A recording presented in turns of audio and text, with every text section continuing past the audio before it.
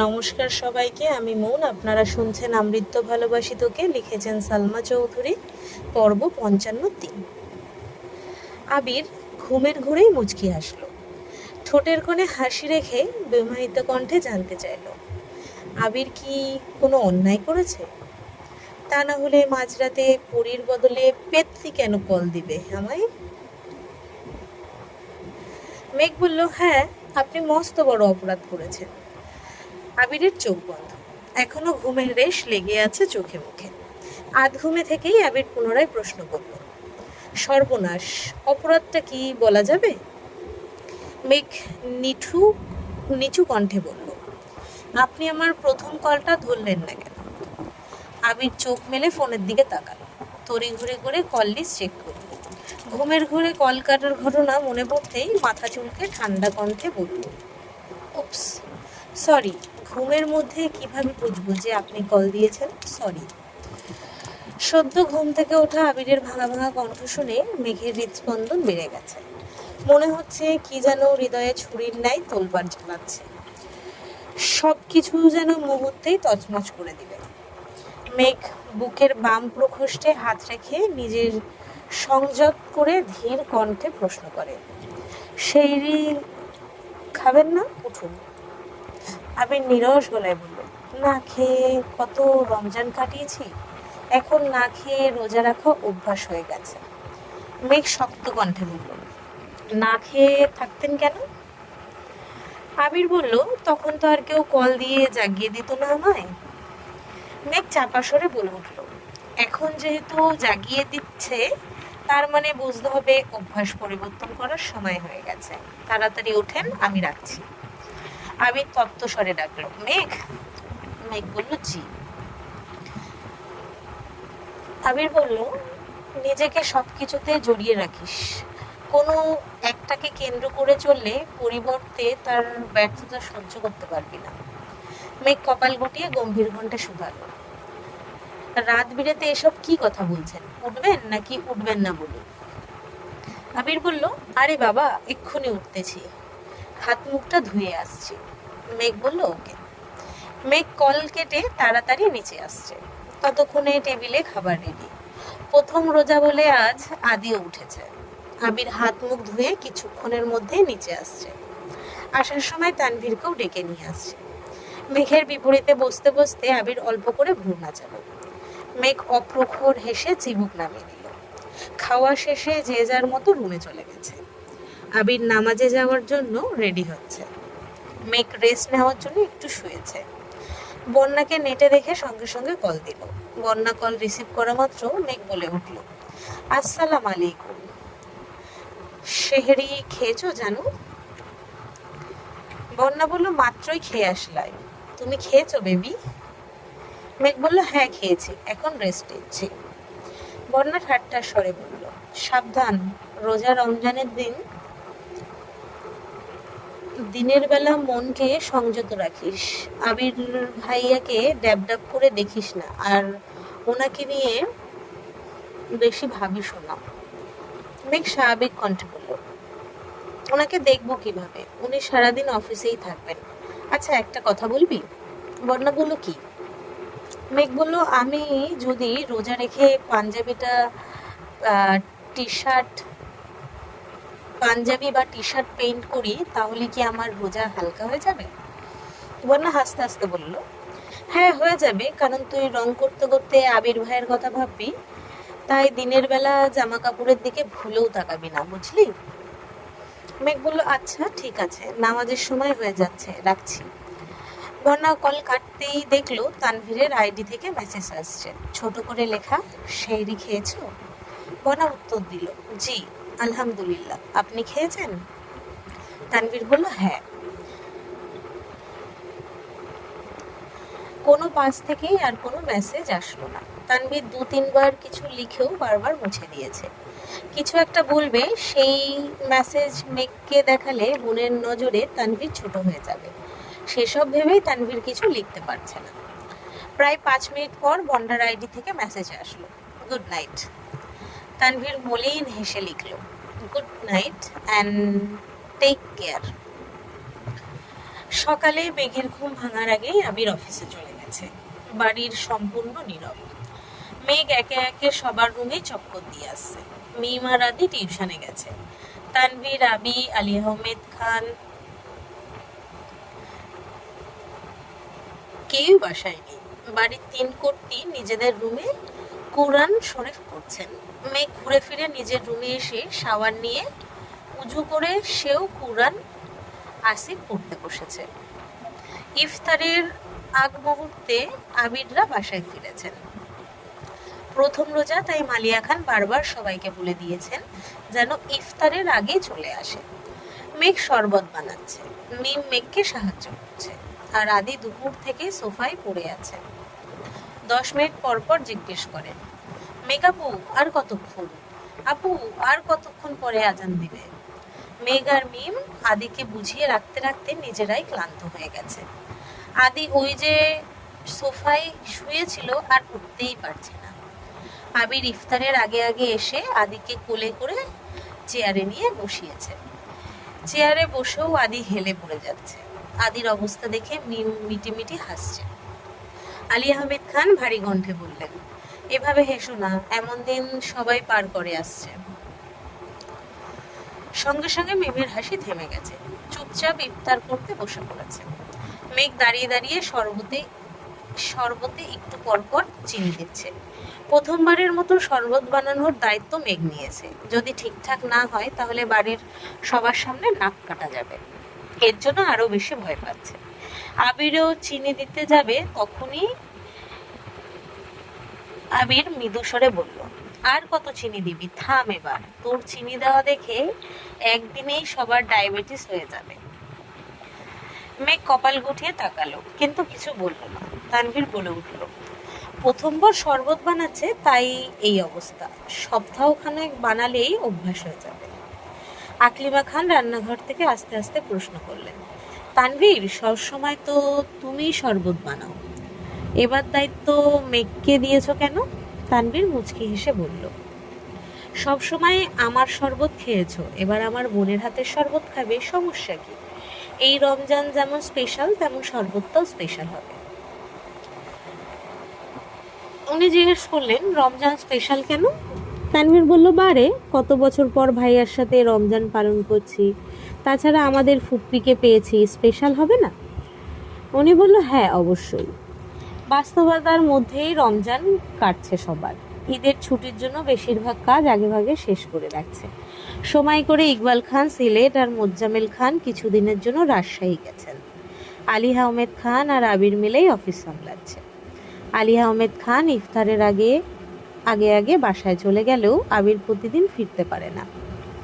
আব্বুর অফিসের কাজ শেষ করে নিজের অফিসে যাওয়ার আগে মাঝে মাঝে রাস্তাতেই মাগরিবের আজান পড়ে যায়।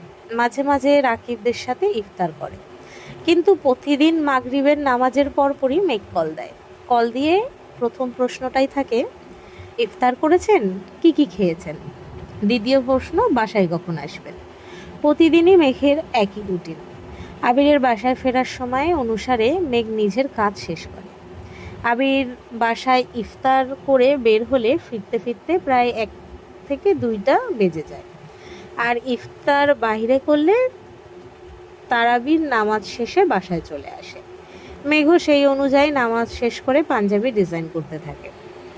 আবির ফিরলে একসঙ্গে খাওয়া দাওয়া করে। রাত ছাড়া এখন আবিরকে দেখা যায় না বললেই চলে, তাই রাতটাই আবিরকে দেখার উত্তম সময়। যেদিন আবির বেশি রাত করে বাসায় ফেরে সেদিন সেহরিতে আবির মেঘকে আগে কল দেয়। অন্য দিনগুলোতে মেঘ আবিরকে কল দিয়ে ঘুম ভাঙিয়ে দেয়। পাশাপাশি রুমে থেকেও সামনাসামনি কারো মুখে কোনো কথা নেই। আজ শুক্রবার, অফিস বন্ধ থাকায় আবির সকাল থেকে জামা কাপড় ধুতেছে। মেঘ কোনো কারণে ছাদে গিয়ে দেখে ছাদ ভরে আছে আবিরের শার্ট আর টি শার্টে। সবগুলোর মধ্যে সাদা শার্টের সংখ্যাই বেশি। সবগুলো গুনে শেষ করে মাথায় হাত দিয়ে বিড়বিড় করতে করতে মেঘ নিচে নামছে। আবির আরও কতগুলো শার্ট আর পাঞ্জাবি নিয়ে উপরে উঠছে। মেঘকে বিড়বিড় করে নামতে দেখে প্রশ্ন করল, ভর দুপুরে ছাদে গেছিলি কেন? মেঘ উত্তর না দিয়ে উল্টো প্রশ্ন ছুড়ে দিল, একটা মানুষের 27টা সাদা শার্ট কিভাবে থাকতে পারে? আবির ভ্রু কুচলে স্বাভাবিক কণ্ঠে বলল, আরও 5টা এখনো পরিয়েইনি। মেঘ বলল, এত শার্ট দিয়ে কি করবেন? আবির বলল, ধুয়ে দিলাম, যেগুলো ছোট হবে সেগুলো দিয়ে দেব। মেঘ চাপা স্বরে আওড়ালো, আমাকে 2টা শার্ট দিবেন? আবির ভারী কণ্ঠে শুধালো, তোর শার্ট লাগবে? মেঘ বিপুল চোখে চেয়ে তাড়াতাড়ি এপাশ ওপাশ মাথা নাড়ল, মনে মনে বলল, ইস, উনি শুলে ফেললো। মেঘ দ্রুত নিজের রুমে চলে গেছে। আবির নামাজ পড়ে এসে সেই যে ঘুমিয়েছে, এর মধ্যে রাকিব প্রায় 22টা কল দিয়েছে। আবির ঘুম থেকে উঠে কতগুলো কল দেখে ভয়ে ভয়ে কল দিল। রাকিব কল রিসিভ করেই হুঙ্কার দিল, আজকে রোজা রাখছি বলে তোকে বকতে পারছি না, কতগুলো কল দিলাম, কই ছিলি? আবির বলল, ফোন সাইলেন্ট করে ঘুমাইছিলাম। কেন? রাকিব বলে, একটু ঝামেলা হয়েছে। একটু না, বেশিই ঝামেলা। আবির বলল, ফোনে বলবি নাকি দেখা করবি? রাকিব বলল, ইফতার করে বের হোস। আবির উষ্ণ স্বরে জানালো, শরীরটা খুব দুর্বল, তুই বাসায় আয়, এখনই চলে আয়, সমস্যা নেই। রাকিব বলল, না না, এখন আসলে সবার সাথে ইফতার করতে হবে। তোর বাপেরে আমি বিরাট ভয় পাই। উনি আমার দিকে তাকালেই মনে হয় আমি গড়গড় করে সব বলে দিব। আবির বলল, কি বলে দিবি? রাকিব বলল, তোর আর মেঘের ব্যাপারে যা জানি সব এমনিতেই মুখ ফসকে বলে দিব, তার চেয়ে বরং ইফতারের পরে আসি। আবির বলল, তোর ইচ্ছা। নামাজ শেষে আবির বাসায় আসার 10 মিনিট পরই রাকিব বাসায় আসছে। হালিমা খানকে ভালো মন্দ জিজ্ঞেস করে সরাসরি আবিরের রুমে চলে গেছে। আবিরকে বিস্তারিত ঘটনা বলার পর আবির স্বাভাবিক কণ্ঠে বলল, তুই এখন কি চাচ্ছিস? রাকিব বলল, আমি রিয়াকে বিয়ে করতে চাচ্ছি। আবির বলল, এখনই বিয়ে করবি? রাকিব বলল, সব জানাজানি হয়ে গেছে, এই অবস্থায় বিয়ের সিদ্ধান্ত না নিলে পরবর্তীতে ঝামেলা আরও বাড়বে।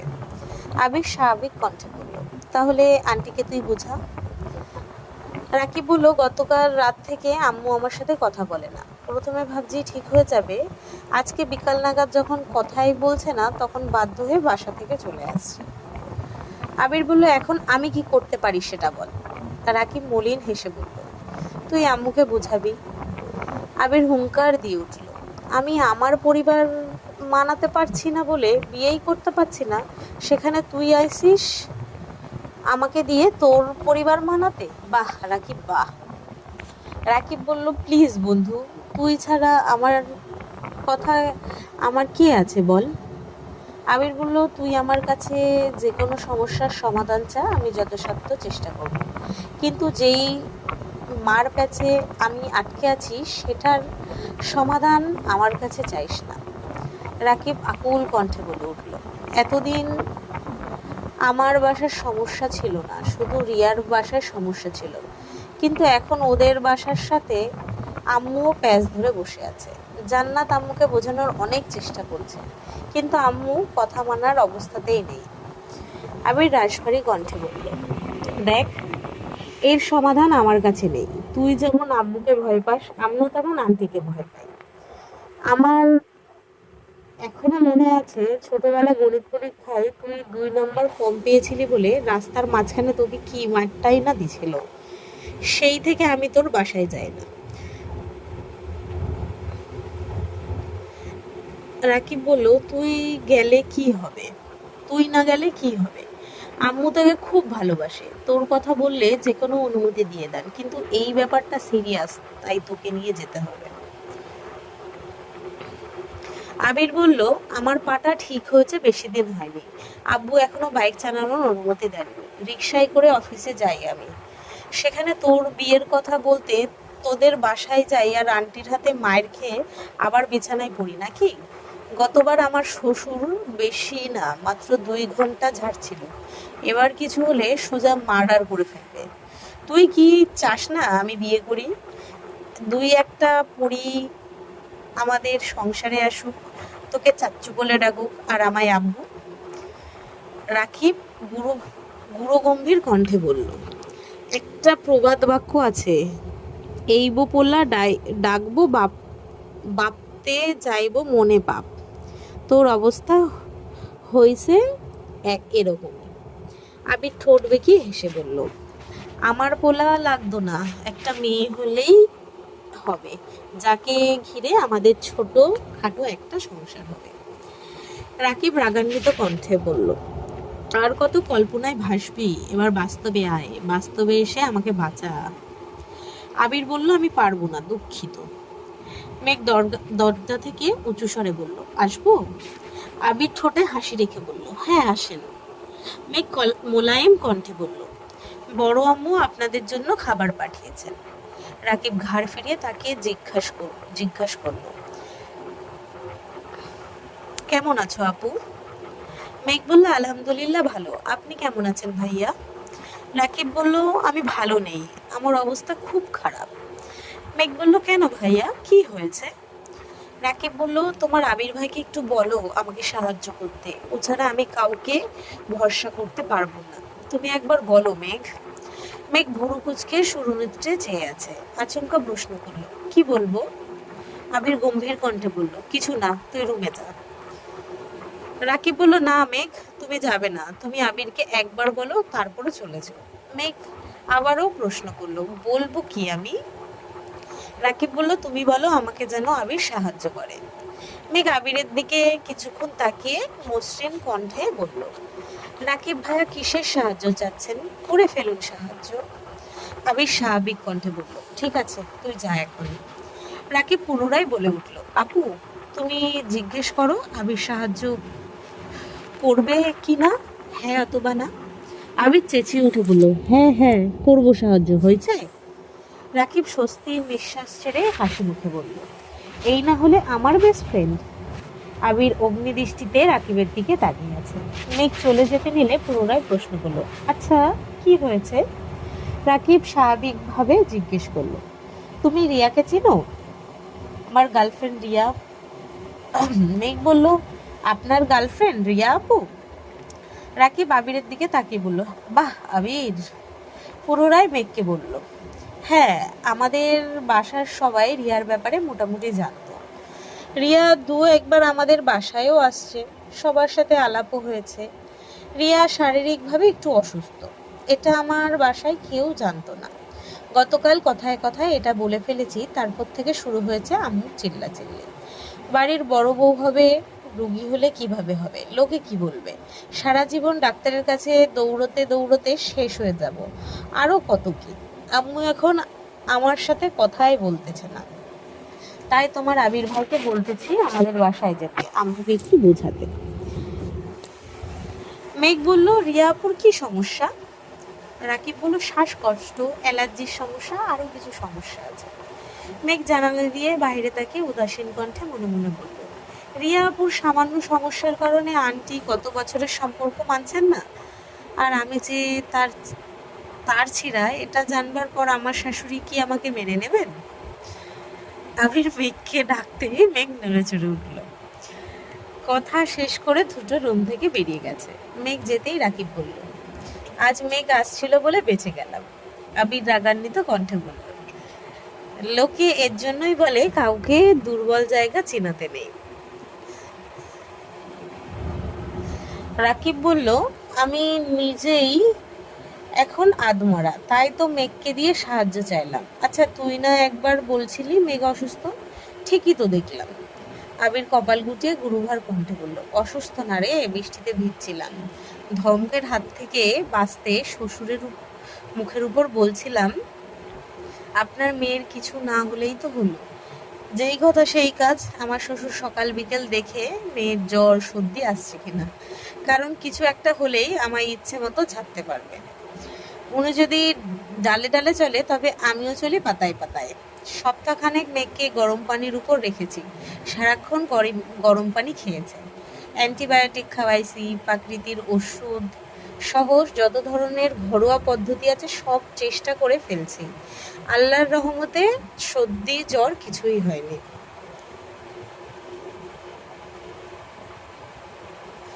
রাকিব বলল, তোর জীবনে এমন ডিসকভারি চ্যানেলের বাঘ আর হরিণের মতো হয়ে গেছে। জামাই শ্বশুরের চ্যালেঞ্জ, চাচ্চু যেদিন জানতে পারবে ওনার পরীর মতো মেয়ের পিছনে তোর মতন বানর ঘুরঘুর করছে, তখন ওনার কি অবস্থা হবে আবির? আবির বলল, সেই দিন নিয়ে এখনো ভাবিনি, যা হবে সেদিনই হবে। বাচ্চা আর মোরা দু হাতে নিয়েই ওনাদের সম্মুখীন হব। রাকিব বলল, আচ্ছা এখন চল, নামাজ পড়ে আমাদের বাসায় যাবি। আবির আচ্ছা বলার আগে জান্নাত আবিরের নাম্বারে কল দিল। আবির রিসিভ করতে জান্নাত বলল, আবির ভাইয়া, রাকিব ভাইয়া বাসা থেকে চলে গেছে, ভাইয়ার ফোনও বন্ধ, আম্মু টেনশনে অসুস্থ হয়ে পড়েছিল, এখন কিছুটা সুস্থ হয়েছে, ভাইয়ার সাথে কথা বলতে চাচ্ছেন, আপনি ভাইয়াকে খুঁজে নিয়ে তাড়াতাড়ি বাসায় আসুন প্লিজ। আবির বলল, আচ্ছা আসতেছি। আবির আর রাকিব ঘন্টাখানেকের মধ্যে রাকিবদের বাসায় এসেছে। আন্টি আঙ্কেলের সাথে কথা বলে অনেক কষ্টে রাজি করিয়েছে। সঙ্গে সঙ্গে রিয়াকে কল দিয়ে রিয়ার আম্মুর সাথেও কথা বলে। প্রায় ঘন্টা দুয়েক আলাপ আলোচনা শেষে রাকিব আর রিয়ার বিয়ে ঠিক হয়েছে। ঈদের একদিন পরেই বিয়ে। রিয়ার পরিবার আত্মীয় স্বজনদের মধ্যে অনেকেই এই বিয়েতে রাজি না, তাই মোটামুটি ঘরোয়াভাবে বাসাতেই প্রোগ্রাম করা হবে। আবির বাসায় ফিরতে আলী আহমেদ খান শুধালেন, কোথায় ছিলে? আবির বলল, রাকিবদের বাসায় গিয়েছিলাম। আলী আহমেদ বললেন, রাকিব দেখলাম সন্ধ্যায় আমাদের বাসায় আসলো, আবার তুমি এখন ওদের বাসায় থেকে ফিরছো, কোনো সমস্যা? আবির বলল, না আব্বু, তেমন কোনো সমস্যা না, রাকিবের বিয়ে ঠিক হয়েছে, ঈদের একদিন পরে বিয়ে। আলী আহমেদ খান রাশভারী কণ্ঠে বললেন, কোথায় ঈদের পর তোমার বিয়ে হওয়ার কথা ছিল তা না হলো তোমার বন্ধুর বিয়ে করছে। ভালো ভালো। আবির মনে মনে আওড়ালো, যাকে বিয়ে করতে চাই তাকে বিয়ে না দিলে এই ঈদ কেন? একের পর এক ঈদ কেটে গেলেও আবির অন্য কাউকে বিয়ে করবে না। দেখতে দেখতে সময় পেরিয়ে যাচ্ছে। এক সপ্তাহ পরেই ঈদুল ফিতর। খানবাড়িতে শপিংয়ের মেলা বসেছে। আলী আহমেদ খান, ইকবাল খান, মুজাম্মেল খান তিনজনেই আলাদা আলাদাভাবে সবার জন্য জামা কাপড় এনেছে। বছরে একবারই ওনারা নিজে শপিংয়ে যান। তাছাড়া তানভীরও সবার জন্য জামা কাপড় এনেছে। বাড়ির ছোট দুই কর্তি একদিন মেঘেদের শপিংয়ে নিয়ে গিয়ে সবার জন্য শপিং করিয়ে এনেছে। মেঘের অলরেডি 5-6টা সেট ড্রেস হয়ে গেছে, তবে কাঙ্ক্ষিত ব্যক্তির থেকে এখনো কিছু পাওয়া হয়নি, তাই মেঘের মন তেমন ভালো না। আবিরদের পাঞ্জাবি টি শার্টের কাজ কমপ্লিট, এখন শুধু দেওয়ার অপেক্ষা। আজ সকাল থেকে তানভীর আবিরকে খুঁজছে। আবির রাকিবের বিয়ের শপিং করতে বেরিয়েছে। আবির দুপুরের দিকে বাসায় আসতেই তানভীর ছুটে গেল। আবির নির্ধিকার ভঙ্গিতে জিজ্ঞেস করল, কি হয়েছে তোর? তানভীর অনচ্ছ হেসে বলল, ওর জন্য একটা ড্রেস কিনেছি, কিভাবে দেব বুঝতে পারছি না, হেল্প করো। আবির বলল, আমার হেল্প করতে হয় কেন? সামনে যেতে না চাইলে নিজের বুদ্ধি কাজে লাগা। তানভীর বলল, মানে? আবির বলল, তোর বোনকে যেভাবে গিফট পাঠাইছিলি সেভাবে পাঠা। তানভীর বলল, ও যদি না পড়ে? আবির বলল, এত চিন্তা করলে অকালে চুল পেকে যাবে, তোর কাজ গিফট দেওয়া, একসেপ্ট করবে কিনা সেটা তার বিষয়। তানভীর বলল, ঠিক আছে। তানভীর বন্যার ঠিকানা দিয়ে ড্রেস কুরিয়ারে পাঠিয়ে দিয়েছে। কুরিয়ার থেকে বক্স নিয়ে বন্যা রুমে গেল। সন্দেহ নিয়ে বক্স খুলতেই বিশাল গর্জিয়াস এক ড্রেস বের হলো। ড্রেসের ওজনেই বলে দিচ্ছে ড্রেসটা অনেক দামি। বন্যা সঙ্গে সঙ্গে মেঘকে কল দিয়ে সব ঘটনা খুলে বলল। মেঘ অচতুর কণ্ঠে বলল, গিফটকে পাঠালো সেটা বড় বিষয় না, গিফট পেয়েছিস এটা নিয়েই খুশি থাক। বন্যা বলল, এত দামি ড্রেস কি করব আমি, কেউ হয়তো ভুলে পাঠাইছে। মেঘ তারিদ বেগে বলল, আরে বোকা, ঠিকানা তোর বাসার, ফোন নাম্বার তোর, মানে কেউ ইচ্ছে করেই তোকে পাঠিয়েছে। বন্যা বলল, আমি এই কাজ করবো না, যেভাবে আছে সেভাবেই রেখে দেবো। মেঘ সঙ্গীন ভাবে ধমকে ওঠে, তুই ড্রেস না পরলে মজাটা করবো কিভাবে? বন্যা বলল, কিসের মজা? মেঘ বলল, তুই দেশটা পরে ছবি তুলে একটা ছবি ফেসবুকে পোস্ট করবি, তারপর দেখবো পরিচিত মানুষের বাইরে কে তোর ছবিতে রিয়েক্ট দেয়, সেখান থেকে খোঁজ নেব মনে মনে কে তোকে পছন্দ করে, আর কোন বড়লোক বাপের ছেলে এত দামি ড্রেস তোর জন্য পাঠায়। বন্যা বলল আমি পারবো না। মেঘ বলল চুপ, আমি যা বলছি তাই হবে, এ ব্যাপারে আমি আর কোনো কথা শুনবো না, মানবো না। বন্যা বলল কি রে, তোর আবার কি হলো?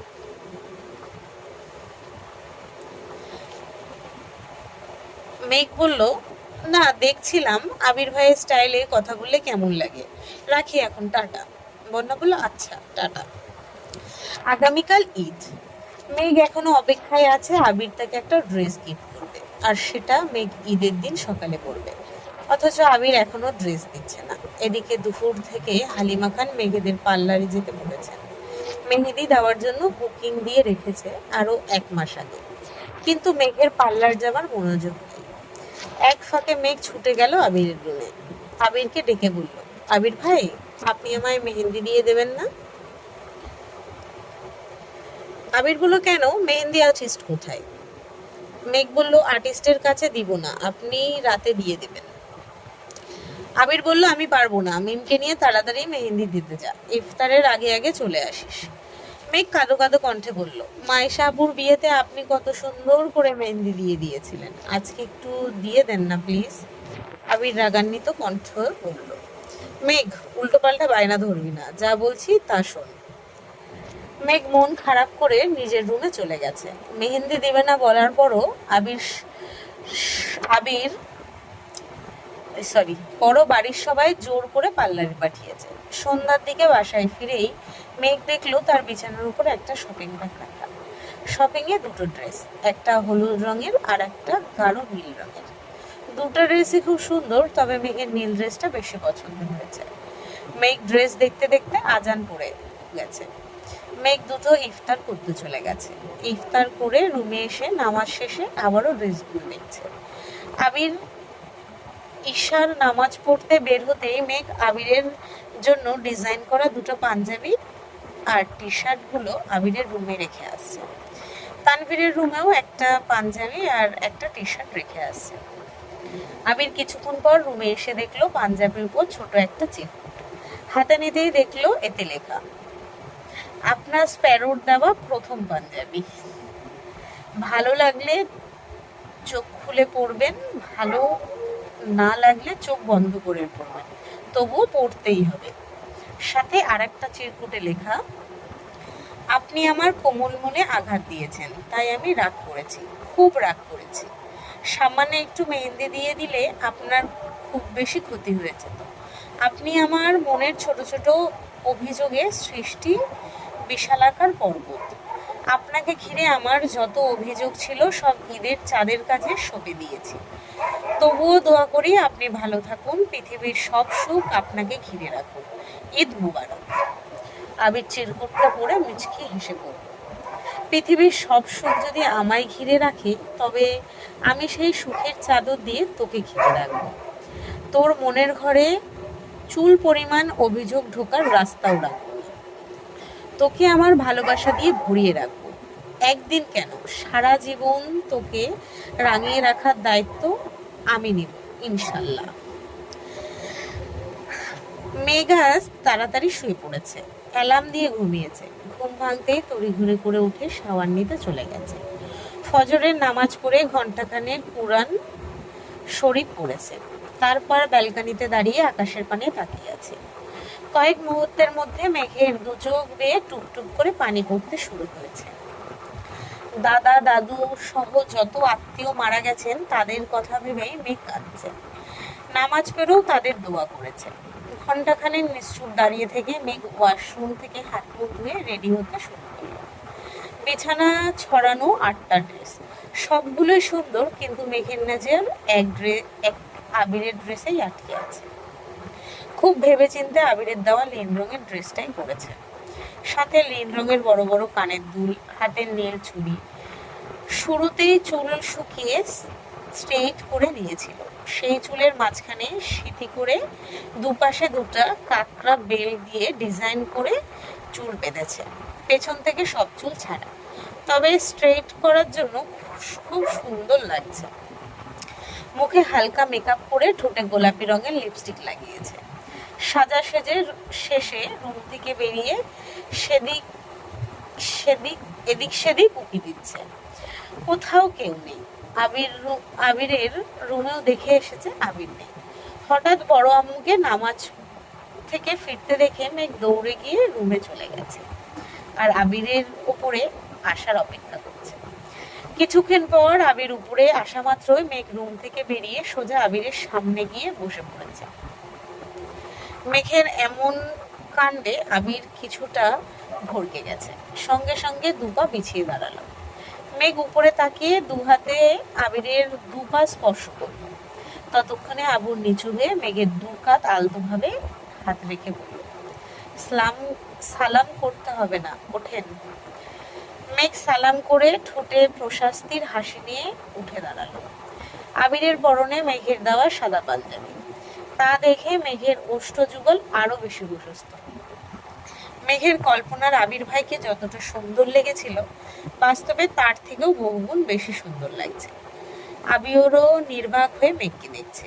নীল রং আবিরের খুব প্রিয়, তবে সচরাচর নীল রঙের কিছু আবির কেনে না, কারণ প্রিয় মানুষকে প্রিয় রঙের ড্রেসে দেখলে মুগ্ধতায় চোখ সরাতে পারবে না ভেবেই এই রংটাকে এড়িয়ে যায়। তবে দোকানের নীল রঙের জামাটা দেখে এত পছন্দ হয়েছিল যে না কিনে থাকতেই পারেনি।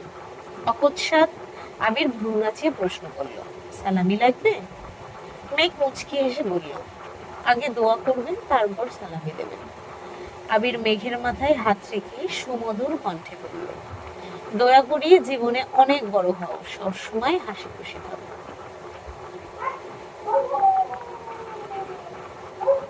মেঘ নাক সিটকিয়ে বলল, এইসব দোয়া তো সবাই করে, আপনি বরং ইউনিক দোয়া করুন। আবির বলল, দোয়াও আবার ইউনিক হয়? মেঘ বলল, হ্যাঁ। আবির মাথা থেকে হাত নামিয়ে দু হাতে মেঘের দুগালে আলতোভাবে হাত রাখলো। জিভ দিয়ে ঠোঁট ভিজিয়ে স্নিগ্ধ শীতল কণ্ঠে বলল, আমি দোয়া করি তোর মনের সব ইচ্ছে পূরণ হবে, ছোট থেকে বড়, ইনফ্যাক্ট যেগুলো তুই মনে মনে ভাবিস কিংবা ঘুমের ঘুরে স্বপ্নে বা কল্পনায় দেখিস, সেই সব ইচ্ছে পূরণ হবে।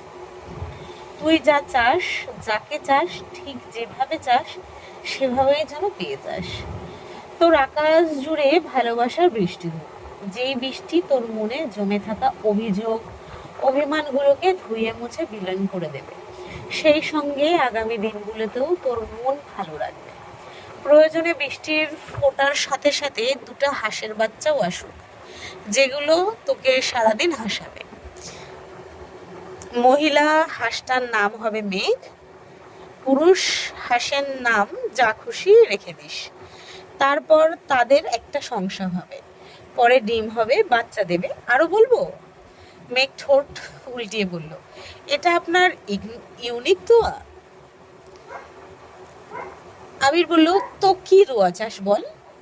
মেঘ বলল, থাক, দোয়া করতে হবে না, সালামি দেন। আবির বলল, কত লাগবে, 2 টাকা নাকি 5 টাকা? মেঘ বলল, আপনার যত ইচ্ছে দেন, সালামি চাইতে নেই।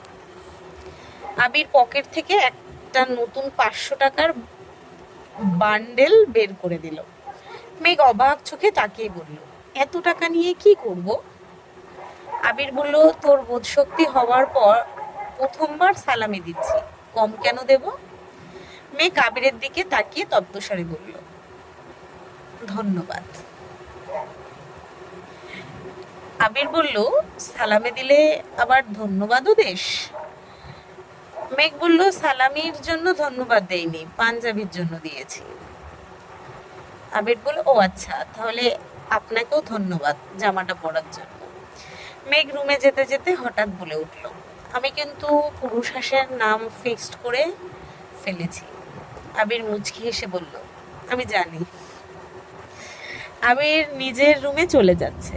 মেঘ নিজের রুমে এসে টাকাগুলো ড্রয়ারে রেখে ড্রেসিং টেবিলের সামনে দাঁড়িয়ে ভাবছে, পুরুষ হাঁসটা আবির আর মহিলা হাঁসটা মেঘ।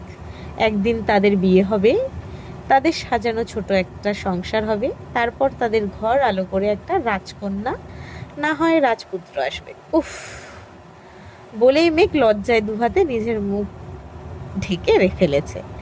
ব্রাশ দেওয়ায় গাল দুটো যতটা লাল হয়েছিল, এসব কথা ভেবে দুগাল 3 গুণ বেশি লাল হয়ে গেছে। কিছুক্ষণ পরে মেঘ স্বাভাবিক হয়ে নিচে নামলো।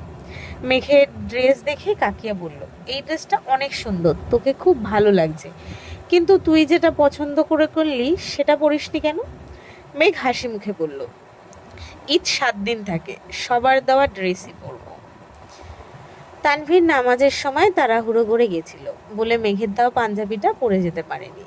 বাসায় এসে তাড়াতাড়ি করে মেঘের দেওয়া পাঞ্জাবিটা পরে নিচে আসছে। আবিরও ততক্ষণে নিচে আসছে। সবাই একবার আবিরকে দেখছে, আবার তানভীরকে। হালিমা খান প্রশ্ন করলেন, তোরা কি সেম পাঞ্জাবি কিনছিস? তানভীর ঠোঁটে হাসি রেখে বলল, পাঞ্জাবি গিফট পেয়েছি। হালিমা খান বলল, কে দিল? তানভীর বলল, বনু আমাকে আর ভাইয়াকে গিফট করেছে। ডিজাইন নিজে করছিস? হালিমা খান জিজ্ঞেস করলো। মেঘ ছোট করে বলল, হ্যাঁ। হালিমা খান বলল, বাহ, খুব সুন্দর হয়েছে, তোর আব্বু চাচ্চুদেরও দিদি। মেঘ বলল, ভালো লাগলে ইনশাল্লাহ আগামী ঈদে সবাইকে দেব। হালিমা খান বলল, ইনশাল্লাহ। সবাই একসঙ্গে খাওয়া দাওয়া শেষ করে 5 ভাই বোন মিলে ঘুরতে বেরিয়েছে। তানভীর ড্রাইভ করছে, আবির তার পাশের সিটে বসে আছে। ফুপির বাসা থেকে অলরেডি ঘুরে অল্প নাস্তা করে আসছে। রাস্তায় যেতে যেতে মেঘ হঠাৎই বলে উঠল, ভাইয়া চলো না বন্যাদের বাসার ওদিকে যাই। আবির আর তানভীর দুজনেই আটকে উঠল।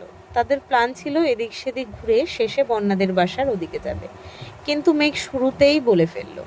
তানভীর মুখ ভঙ্গি স্বাভাবিক রেখে প্রশ্ন করলো, ওইদিকে কেন? মেঘ বলল, বন্যা ঈদে কোথাও বের হয় না, আমরা যেহেতু বের হয়েছি ওকে দেখে আসি।